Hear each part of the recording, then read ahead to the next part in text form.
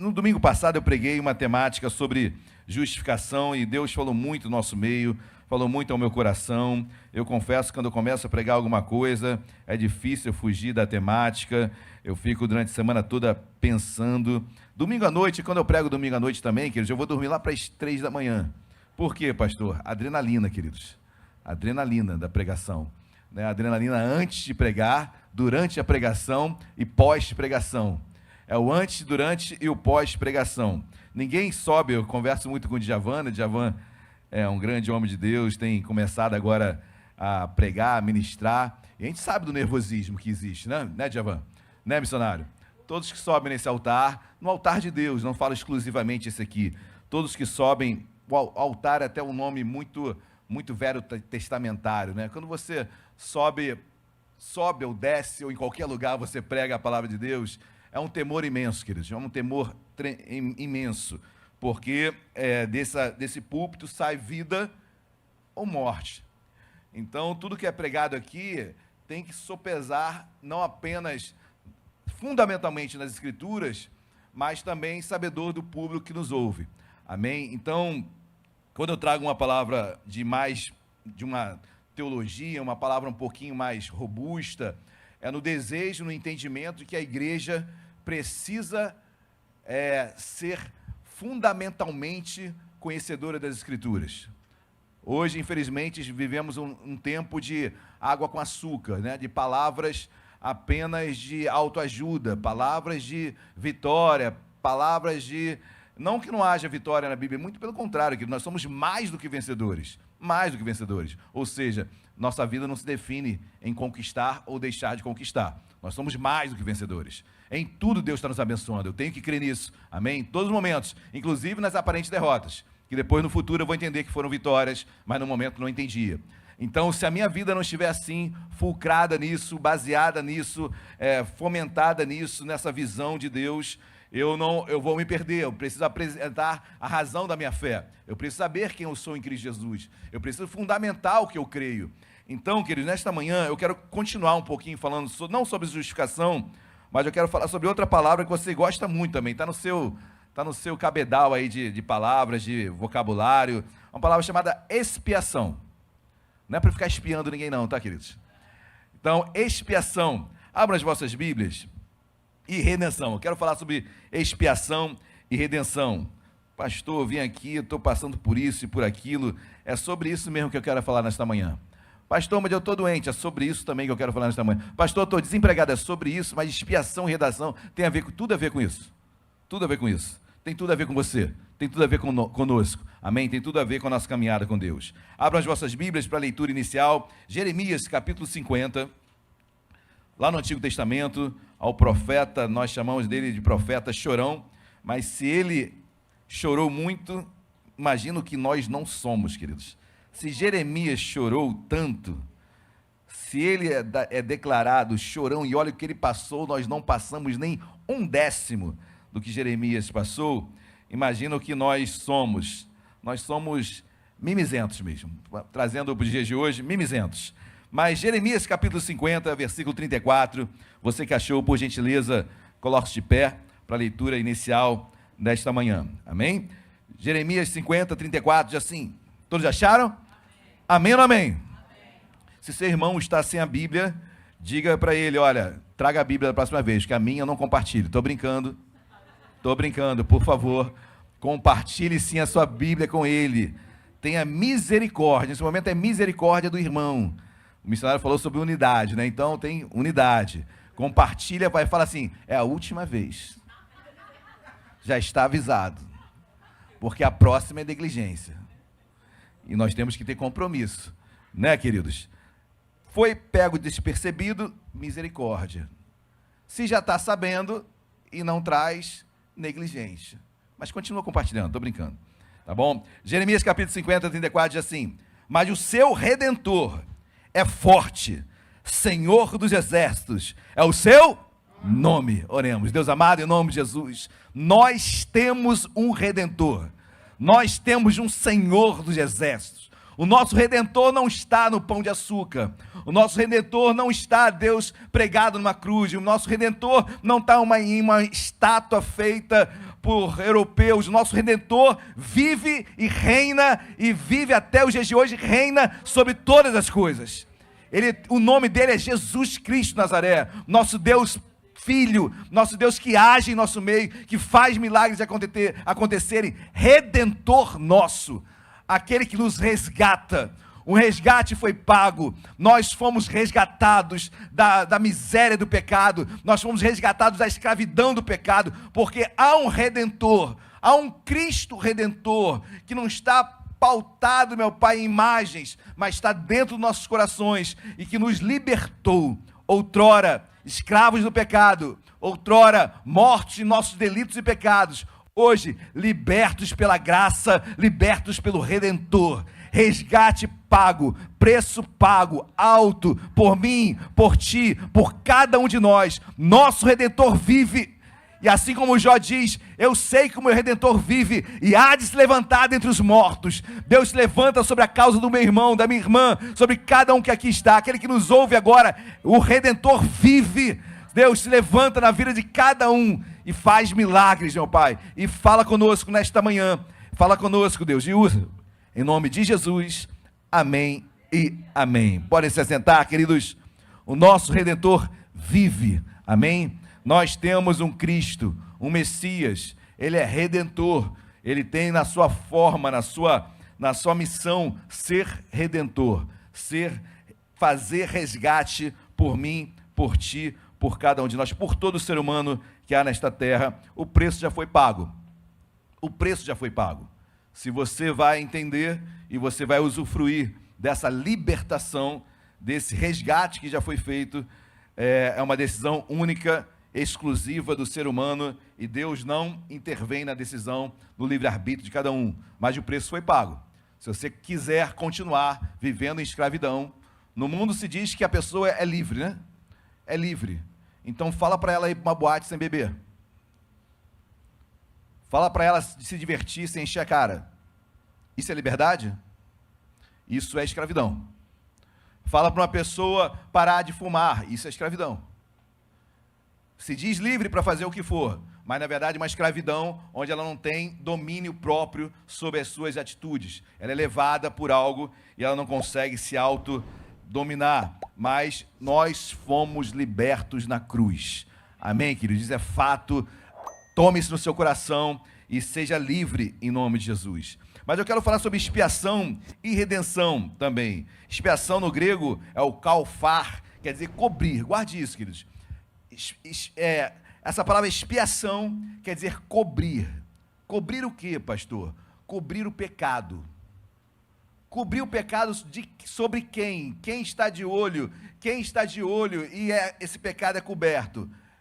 Simbolicamente, uma cobertura dos pecados sobre os olhos de Deus, como se pudéssemos cobrir aquele pecado aos olhos de Deus. Então, esse kalfar, essa expiação, é uma forma de cobrir. Você vai se lembrar da palavra propiciatório. Propiciatório era a tampa que ficava na Arca da Aliança. Propiciar também quer dizer cobrir, é a tampa que cobria a Arca da Aliança, onde o sangue dos animais, uma vez por ano, ali era colocado no Santo dos Santos, lá no fundo do tabernáculo, no lugar santíssimo, o sangue, uma vez por ano, o sumo sacerdote, no Yom Kippur, no dia do perdão, ele entrava no lugar santo, chegava até o Santíssimo, e ali ele colocava o sangue dos animais, tanto pela vida dele, como da vida de todo o povo. Então, ali sobre o propiciatório, a tampa da arca, ali os pecados eram encobertos, cobrir o pecado. Mas eu vou entrar mais a fundo sobre isso, queridos. Então, quero pregar sobre expiação e redenção. Redenção já é uma palavra no grego chamada lotrosses, quer dizer resgate, preço pago. Expiação, cobrir. Redenção, remoção. Preço pago. Libertação. Redenção. Redentor. Expiação, cobre apenas. Redenção, tira, remove, liberto somos. Amém, queridos? Glória a Deus. E o primeiro ponto que eu quero destacar nessa pregação, eu intitulei assim: Deus não foi pego de surpresa com o pecado de Adão. Guarde isso, queridos. Deus, em momento algum, foi pego de surpresa com o erro, com o pecado de Adão no Éden, em nenhum momento. Por quê, pastor? Abra sua Bíblia, lá em Apocalipse, último livro do Antigo Testamento. Nós vamos ler, como domingo passado, muito a Bíblia. Então, se você não está acostumado a ler a Bíblia, comece a se acostumar, porque aqui nós lemos e não botamos nada na televisão. Nada, para provocá-lo realmente a ter a habilidade de encontrar nas Escrituras, nem que seja no celular, mas ache, não tem problema algum, mas nós não colocamos esse auxílio, a não ser que seja um estudo, algo bem detalhado, que eu, inclusive, poderia, sim, fazer nesta manhã, mas não fiz, tá bom? Apocalipse, capítulo 13, versículo 8. Quem achou, diga achei. Apocalipse 13, versículo 8. Deus não foi pego de surpresa com o pecado de Adão. Às vezes falam, meu Deus, Deus é onisciente, se Ele sabe de todas as coisas, se Ele sabia que Adão ia pecar, meu Deus, por que isso aconteceu? Como é que Deus foi pego de surpresa com Adão pecando? Deus não foi pego de surpresa em nada, né, queridos? Deus é onisciente, Ele sabia de tudo que iria acontecer. Jesus não foi o plano B da salvação. Jesus não foi o jeitinho que Deus deu para redimir a humanidade, para salvar a humanidade, para libertar a humanidade do pecado. Jesus sempre foi o plano A de Deus Pai. Sempre, sempre. Jamais Deus foi pego de surpresa com o pecado de Adão. Jesus já estava preparado para sanar, para tirar, para remover esse pecado. O plano A de Deus Pai sempre foi seu Filho. Sempre foi o Cristo, o Messias, o Redentor. Inclusive a salvação sempre foi, no Velho Testamento como no Novo Testamento, eu prefiro falar Antigo e Novo, sempre foi pela fé. Fé em quem? No Cristo, no Redentor, na promessa, no descendente de Abraão. Sempre foi, queridos. Sempre nós fomos salvos pela fé. Amém? Olha o que diz Apocalipse 13, versículo 8. E adorá-lo-ão todos os que habitam sobre a terra, aqueles cujos nomes não foram escritos no livro da vida, do Cordeiro, que foi morto desde a fundação do mundo. Se alguém tem ouvidos, ouça. Se alguém leva para o cativeiro... versículo 8. Não foram escritos no livro da vida, do Cordeiro, que foi morto desde a fundação do... Desde a fundação do mundo, o Cordeiro, que é Cristo Jesus. João 1,27, João Batista diz que Jesus é o Cordeiro de Deus. Desde a fundação do mundo, Jesus já havia sido preparado como cordeiro, ou seja, simbolicamente aquele animal, aquela pessoa que morreria por nós, queria ser o nosso Redentor, que pagaria o nosso resgate. Então Deus jamais foi pego de surpresa. Desde a fundação do mundo já estava preparado, Jesus iria resolver o problema do pecado. Amém, queridos? Sempre foi Ele. Pastor, vamos mais. 1 Pedro, capítulo 1. Volte aí na sua Bíblia. 1 Pedro, capítulo número 1, versículos 18 e 20. 1 Pedro, capítulo 1, versículos 18 e 20. Todos acharam, amém? Diz assim o versículo 18. Sabendo que não foi mediante coisas corruptíveis, como prata ou ouro, que fostes resgatados do vosso fútil procedimento que vossos pais vos legaram, mas pelo precioso sangue, como de cordeiro, sem defeito e sem mácula, o sangue de Cristo, conhecido com efeito, antes da fundação do, porém manifestado no fim dos tempos, por amor de vós. Manifestado no tempo perfeito, mas antes da fundação do mundo, Jesus já havia sido preparado para ser o Cordeiro, aquele que pagaria o meu resgate, aquele que me salvaria, já antes da fundação do mundo. Então, queridos, quando eu começo a entender e compreender essa razão da minha fé, o amor que Deus fez por mim, o quanto Deus já havia preparado a solução para o meu problema, a solução para os nossos problemas se chama Jesus Cristo de Nazaré. Amém, queridos? Antes da fundação do mundo, Ele sempre foi a solução para as nossas vidas. Tito, volte um pouquinho mais aí na sua Bíblia. Tito 1, versículo 2. Eu sei que Tito você lê direto. Está acostumado com a epístola de Tito. Tito 1, versículo 2. Hoje nós iremos ler bastante a Bíblia, amém? Quem gosta de ler a Bíblia, diga glória a Deus. Amém. Versículo 2, todos já acharam?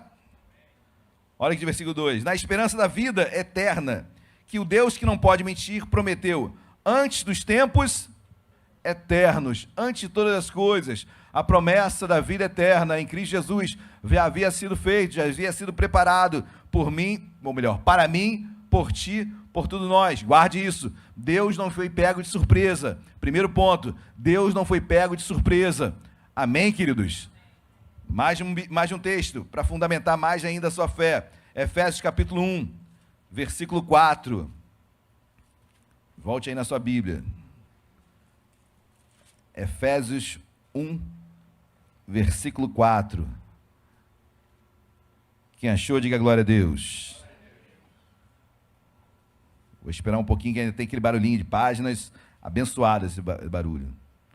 Efésios 1, versículo 4, assim: assim como nos escolheu nele, antes da fundação para sermos santos e irrepreensíveis perante ele em amor. Ou seja, tudo Deus já havia preparado antes da fundação do mundo. Amém? Até você que está aqui hoje.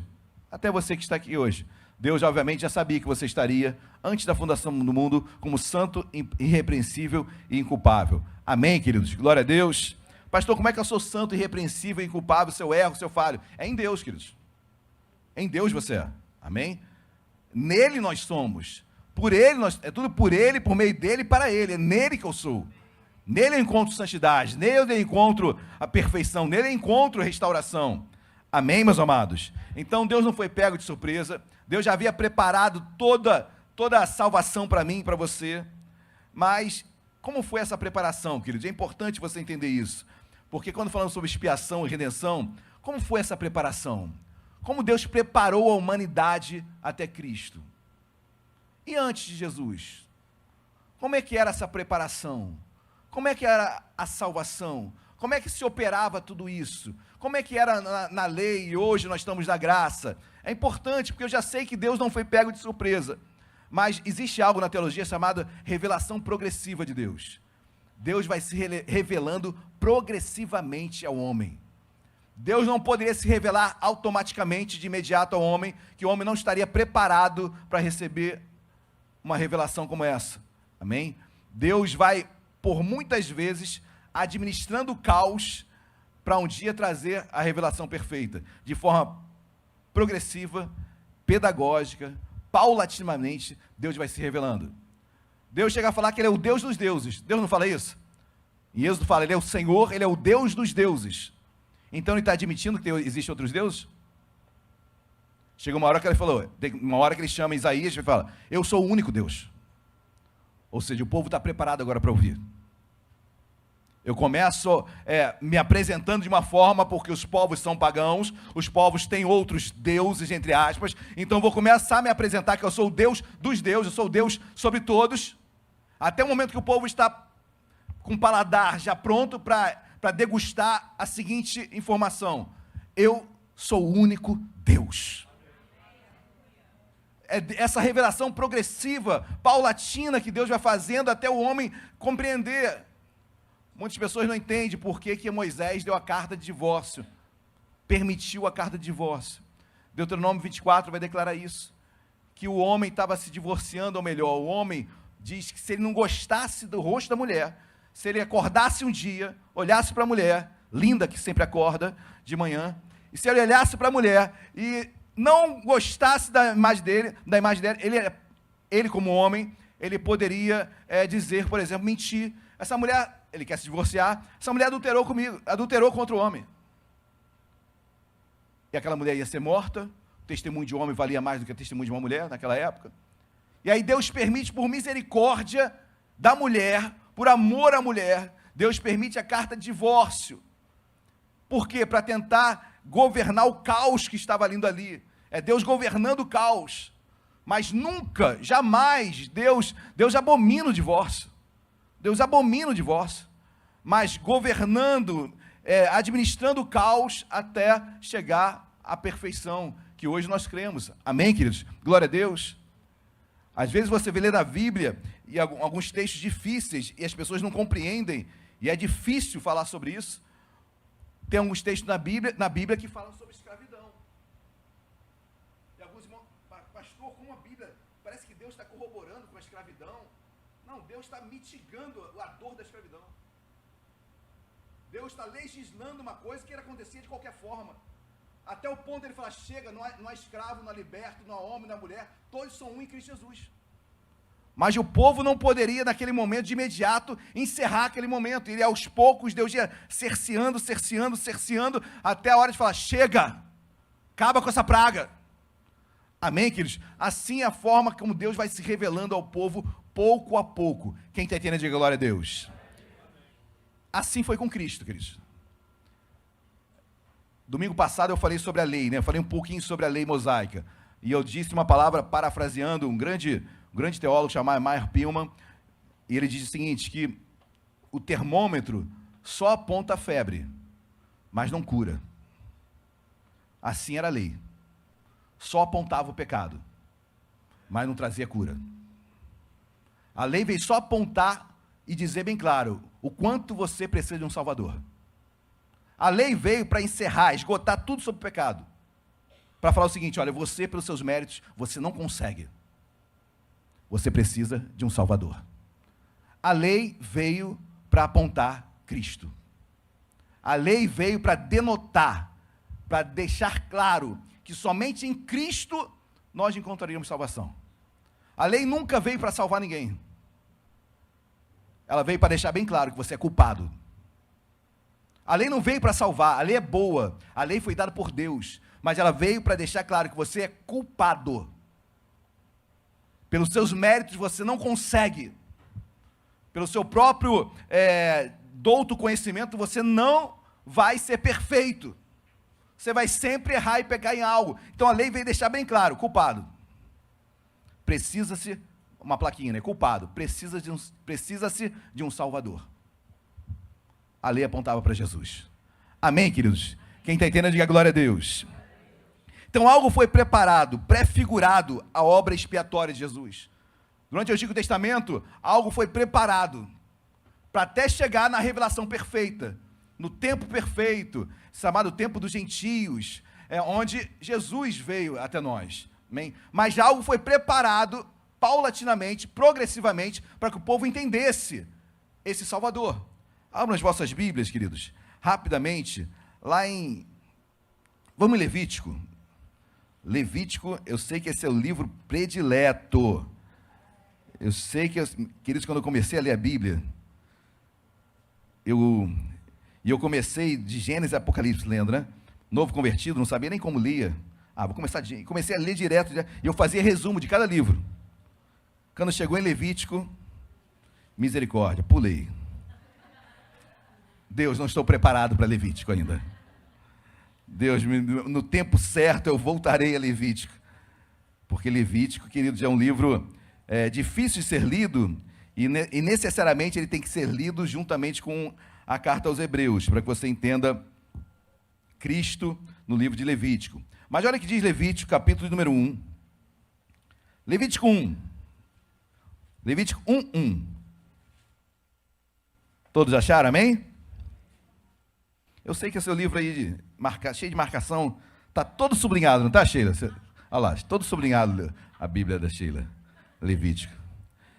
Capítulo 1, versículo 1 diz assim: chamou o Senhor a Moisés e da tenda da congregação lhe disse, fala aos filhos de Israel e diz-lhe, quando algum de vós trouxer oferta ao Senhor, trareis vossa oferta de gado, de rebanho ou de gado miúdo. Se a sua oferta for, guarde isso, se a sua oferta for holocausto de gado, trará macho sem defeito, à porta da tenda da congregação, o trará, para que o homem seja aceito perante o, e porá a mão sobre a cabeça do holocausto, do animal, para que seja aceito a favor dele, para a sua expiação, para que seja coberto o seu pecado. Então, como é que era o sistema no Antigo Testamento?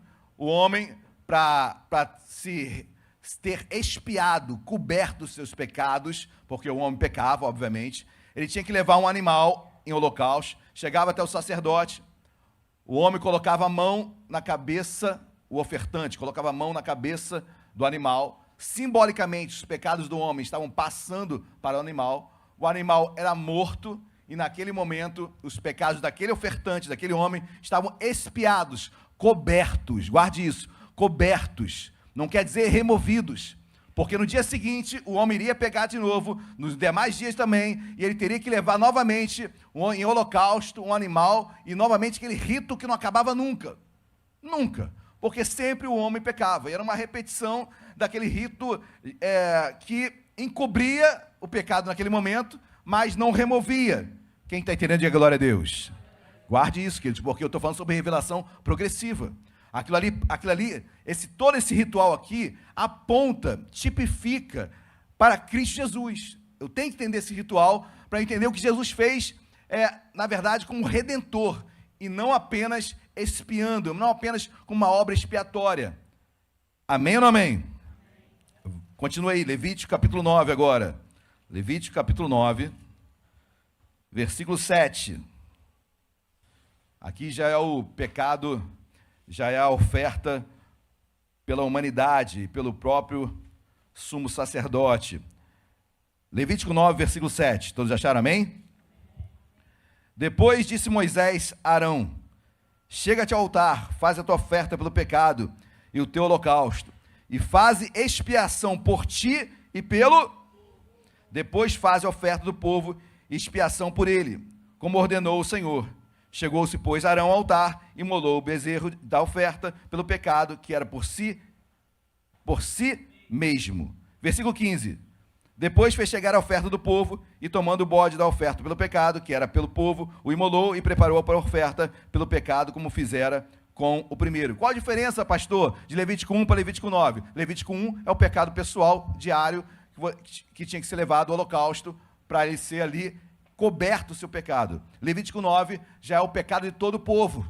Então o sumo sacerdote entrava, e uma vez ao ano, no santíssimo lugar santo, aspergia o sangue que foi derramado, que foi sacrificado no altar. Aquele sangue era levado até o propiciatório da Arca da Aliança. Ali era encoberto o pecado, não apenas do sumo sacerdote, mas de todo o povo, uma vez ao ano. Quem está entendendo, diga glória a Deus. Amém, meus amados? Esse é o processo que vai prefigurar, vai apontar para algo que estava por vir perfeito. Era algo que ainda era, eu não diria, era imperfeito para a salvação do homem, mas era algo que Deus tinha preparado para um dia o povo entender qual foi o tamanho da oferta de Deus pela humanidade, que foi o seu próprio Filho, que é o Cordeiro de Deus. Amém, meus amados? Na cruz, quando a gente fala sobre cruz, queridos, quando eu olho para a cruz, eu tenho que olhar o seguinte: Jesus, simbolicamente, nós falamos sobre ato memorial, traga à memória a morte de Cristo na cruz. Imagine Cristo no Monte da Caveira, no Gólgota, ele ali sendo crucificado. Naquele momento, simbolicamente, eu, você, todos nós, estávamos com as nossas mãos na cabeça dele.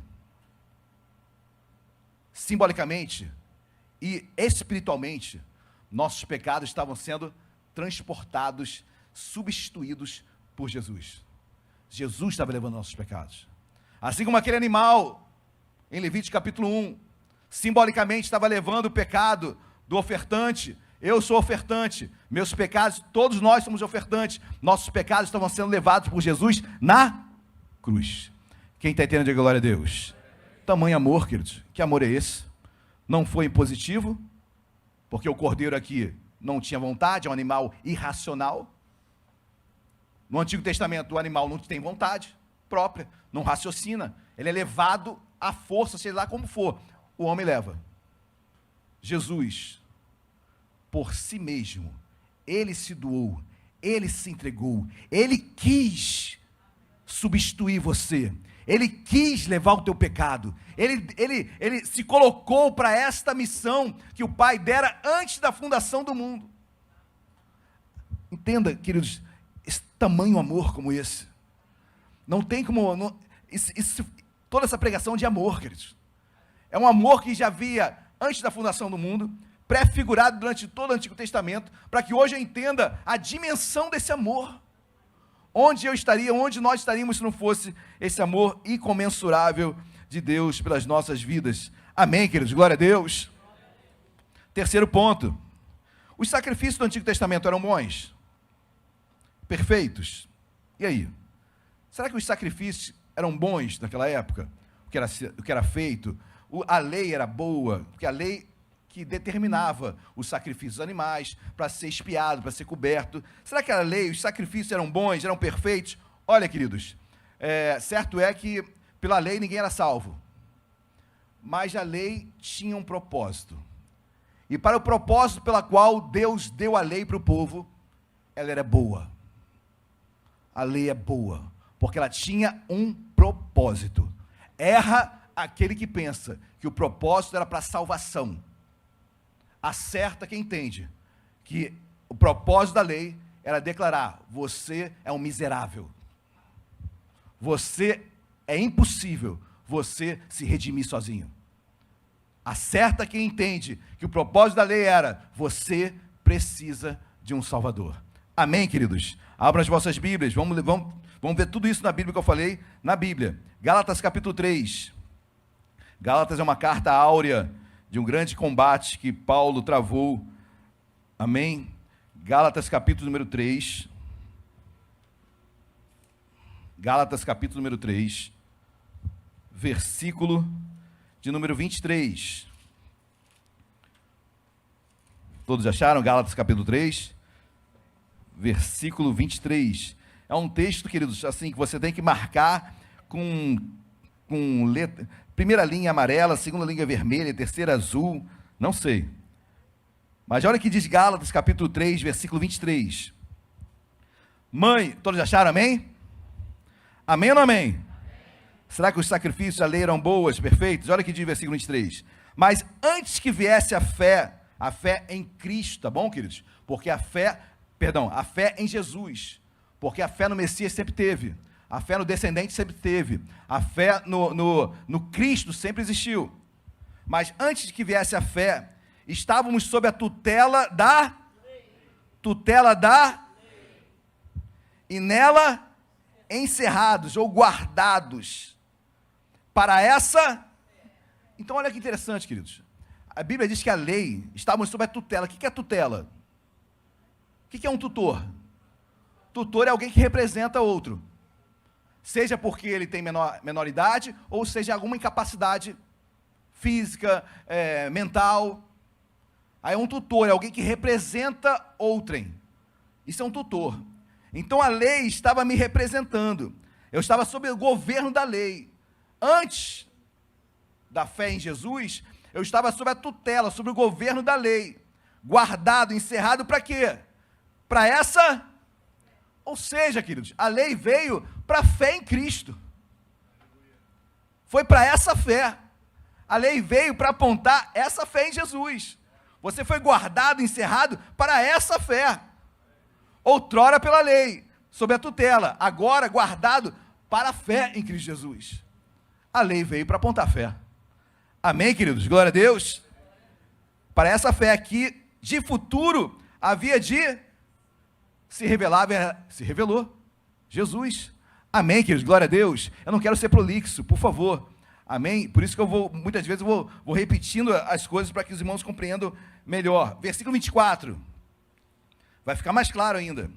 De maneira que a lei nos serviu de aio ou tutor, em outras versões. Aio ou tutor, ou mordomo, oikonomos no grego. Mordomo é aquele que cuida de algo. Guardião. A lei era um aio, era um guardião, era um tutor. É o tutor, é aquele que cuida do incapaz. A lei veio para cuidar da sua incapacidade, você não tinha como. Então a lei veio para isso, olha. De maneira que a lei nos serviu de aio, tutor. Para nos conduzir a...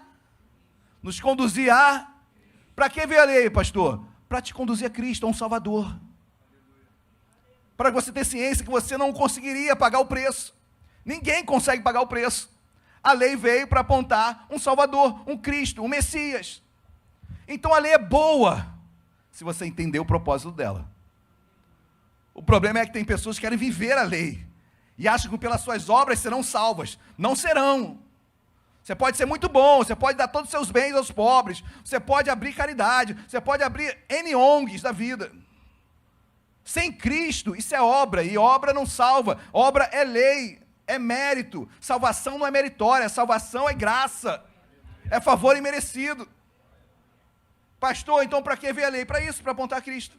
Para dizer que você não consegue. Você é limitado. Teu tico-teco não dá. O tico-teu-teco não dá para trazer salvação em Cristo Jesus. Eu preciso de um Salvador. A lei veio denotar isso. Ela é como aio, ela é como tutor, ela é como um guardião que veio me guardando, encerrando, veio me guardando para me conduzir. Olha como a visão de Deus é linda, queridos. Olha como o amor de Deus, olha a revelação progressiva de Deus. Ele começa falando de animal para que você venha entender um pouquinho aquela relação. Até o ponto de João Batista falar, Jesus, esse é o Cordeiro de Deus que tira, remove, redentor.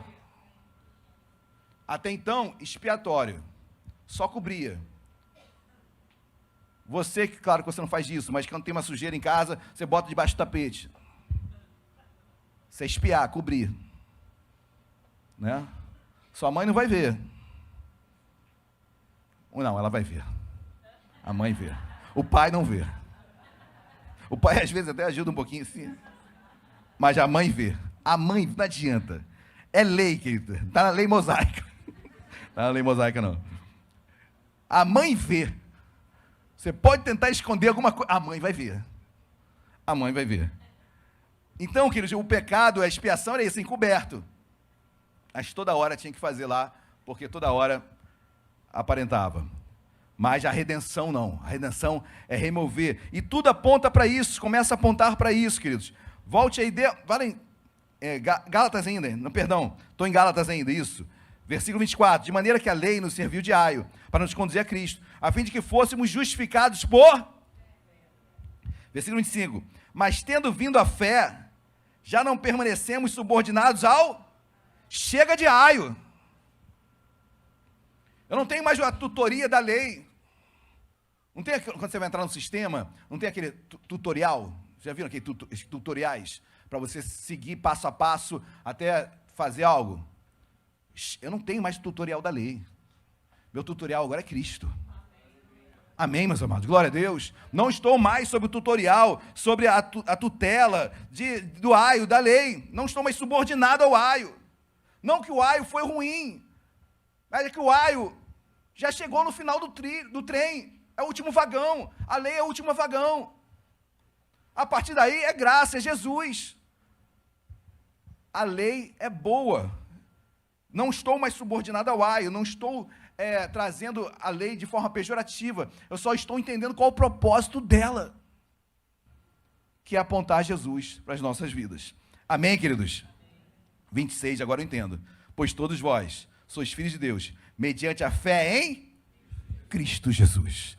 Amém, igreja? Glória a Deus. A lei veio apontar essa fé em Cristo Jesus, para mim e para você, para as nossas vidas, e graças a Deus por isso. Olha o versículo 22, eu não ia ler, mas eu vou ler o 22. Gálatas 3, 22. Mas a Escritura, entenda aí, toda Tanar, mas principalmente a lei, encerrou, guardou tudo sob para que, mediante a fé em Cristo Jesus, fosse a promessa concedida aos que creem. Ela encerrou, ela guardou tudo, para dizer que você não consegue se redimir do pecado. Em alguma área você vai cair. Aí Jesus vai e assume o nosso lugar. Lembra de domingo passado eu preguei sobre justificação, e eu trouxe uma analogia que para mim assim é fundamental para entendermos. Justificação quer dizer tornar justo, se tornar justo. E se tornar justo, justificação é um termo forense, é um termo do direito. Ou absolvição, justificação ou absolvição. Quando que Deus me absolveu? Na cruz, queridos. Na cruz, Deus Pai estava julgando o pecado ali. O pecado estava sendo encerrado, todo levado por Cristo ali. Eu condenado em meus pecados, imagina um grande tribunal, a cruz, Deus é o juiz, o pecador condenado, eu, você, morte, nossos delitos e pecados. E quando vai a condenação eterna, tem aí uma pessoa levanta a mão assim, dedinho. Isso é analogia minha, queridos, por favor, tá? Não está isso na Bíblia, não. Mas alguém levanta o dedinho assim. É Jesus, levanta o dedinho. Juiz, tem uma coisa, olha. Essa pena aí eu já paguei. Eu já paguei a pena dela. Já está pago. Aí o juiz fala, olha assim, relatório. Realmente, eu vi, foi na cruz, né? O sangue. Absolvido. Somos absolvidos. Amém, igreja? Glória a Deus. Isso não é muito distante dos dias de hoje, não. Hoje existe, como eu falei domingo passado, existe o chamado decreto do presidente de indulto ou graça. O presidente da República pode fazer um decreto. Seja qual for ali a condenação, aí tem suas brigas jurídicas, mas o presidente tem essa autonomia de dar um decreto de indulto de graça ou graça. E a pessoa é absolvida, ou melhor, ela deixa de cumprir a pena. Exclui-se a punibilidade dela. Mas na ficha dela está lá, nas nossas leis, se puxar a ficha de quem recebeu o indulto, está lá, condenado por isso, isso e isso. Mas foi excluída a punibilidade. Em Cristo não, queridos. Se puxar a nossa ficha, está limpa. Absolvido. Mas que ele cometeu crime nenhum. Mas nunca, no mar do esquecimento eu joguei. No mar do esquecimento todos os pecados foram levados. Ficha limpa. Esse ficha limpa eu parafraseei do meu querido Daniel, né? Né, Daniel? Nossos encontros do Google Meet de homens. Ele falou, ficha limpa, Daniel. Tá aí, peguei. Guardei. Para os homens, não. Para Deus, ficha limpa. Glória a Deus, igreja. Amém ou não amém? Glória a Deus. A lei expia e não remove. Hebreus capítulo 10. Hebreus capítulo 10 é outro texto áureo. Eu vou começar a acelerar um pouquinho, queridos. Apertem os cintos aí, por favor. Hebreus capítulo 10, versículo... Vamos do 1.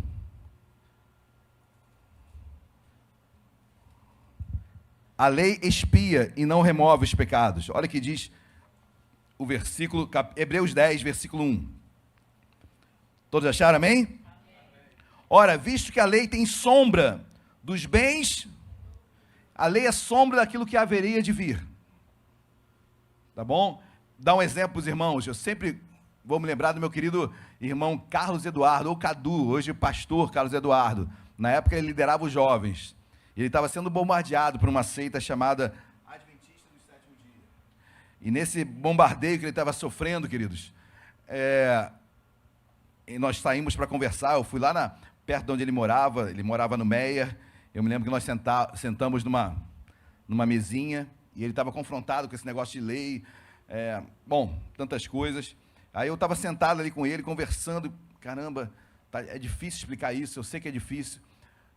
Aí uma sombra atrás dele, uma forma cilíndrica assim, retilínea. Aí eu perguntei para o Cadu, essa sombra aí é de quê? Aí ele falou, pastor, não sei mesmo. Olha, estamos numa praça, pode ser uma árvore, né, pastor? Aí eu falei, Cadu, quase que você acertou. É o poste. É mesmo, pastor, Isso é a lei. A lei é você olhar para a sombra. Só ver a sombra, eu não sei do que se trata. Eu tenho uma meia impressão. Pode ser uma árvore, pode ser um poste, mas eu não tenho certeza. Isso era a lei. Sombra. Hoje eu estou na graça, hoje eu não preciso olhar a sombra. Eu olho o poste. Deu para entender, gente? Tem que ter glória a Deus nisso. Meu Deus. Eu olho para o poste, eu olho para Cristo, não preciso olhar para a lei. Eu olho para Cristo, eu não preciso olhando para a sombra. Imaginando o que deve ser, para onde está apontando, para quem está tipificando. Não preciso. Por isso que a Bíblia diz, ora, visto que a lei tem sombra dos bens vindouros, não a imagem real das coisas. Nunca, jamais pôde tornar perfeitos os... Jamais a lei salvou alguém. Ela só espiou, ela só cobriu, só botou a sujeira debaixo do tapete. Ela só encobria, naquele momento estava tudo tranquilo. Mas amanhã tem que botar a cobertura de novo. Expiação, encobrir. Mas jamais tornou perfeitos os ofertantes, com os mesmos sacrifícios que ano após ano, perpetuamente, eles oferecem. Ano a ano, está falando do sacrifício expiatório, do Yom Kippur. Imagina o dia a dia. Então assim foi a lei, queridos. Ela jamais removeu pecados. Ela encobriu. Guarde isso. Amém? Glória a Deus, igreja. Agora vamos... Depois leia com calma em casa, Jeremias capítulo 31, do 31 ao 34, Deus falou que traria uma nova lei. Daria uma nova lei. É a graça. A graça já estava apontada no Antigo Testamento, em tantos outros textos que eu poderia trazer, mas o tempo não permite. Mas para encerrar, queridos, abram as vossas Bíblias em 1 Pedro. 1 Pedro 1, 18 a 20.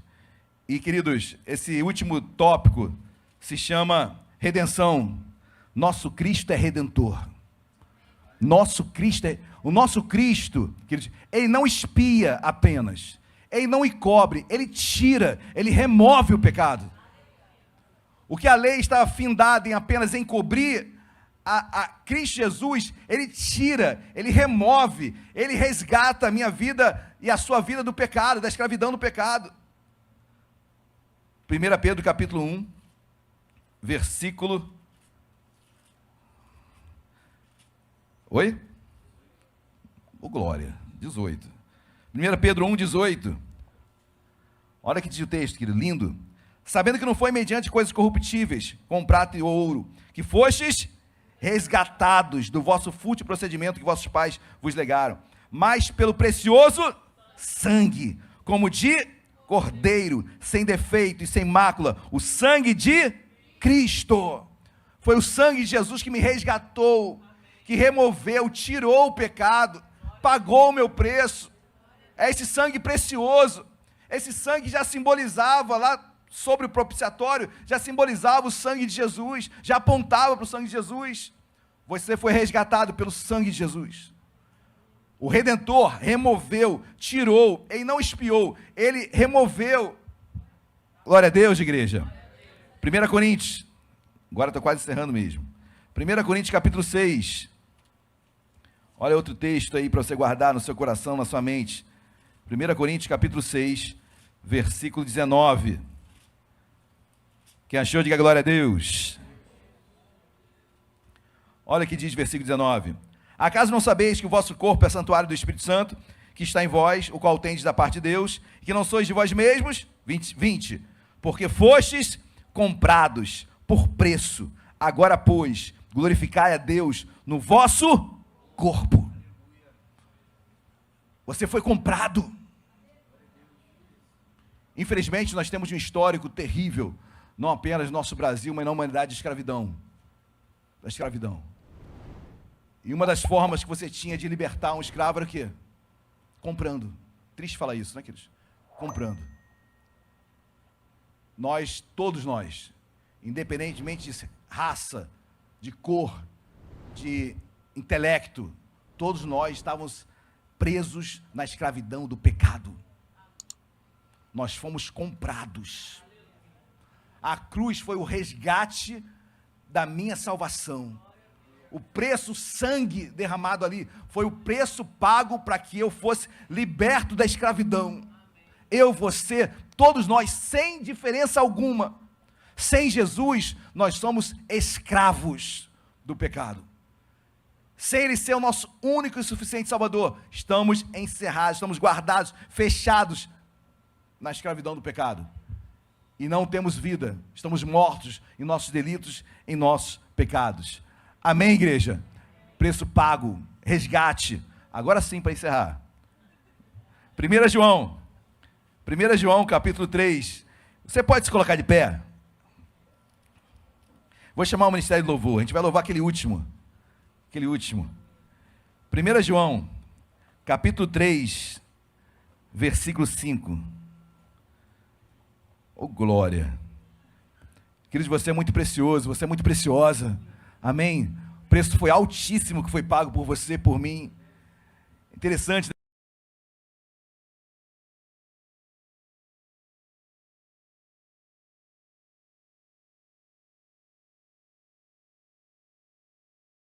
Geralmente você paga mais, né? Olha, aquele produto realmente de uma categoria acima, então vou pagar mais por ele. Outro é mais barato. Em Deus, queridos, o preço foi o mesmo. O sangue que foi pago ali naquela cruz, não importa se você tem dinheiro, se você é pobre, rico, não importa onde você nasceu, o mesmo preço foi pago. Você não é melhor que ninguém, eu não sou melhor do que ninguém. O preço que foi pago pela minha vida foi o mesmo. Foi o mesmo. Que amor é esse? Que amor é esse? 1 João capítulo 3, versículo 5 diz assim: sabeis também que ele, Jesus, se manifestou para tirar, remover os pecados, e nele não existe pecado. Ele veio para tirar, não foi para encobrir. Ele veio para remover, não foi para encobrir. Ele veio para sanar, ele veio para pagar, ele veio para resgatar. Ele é redentor.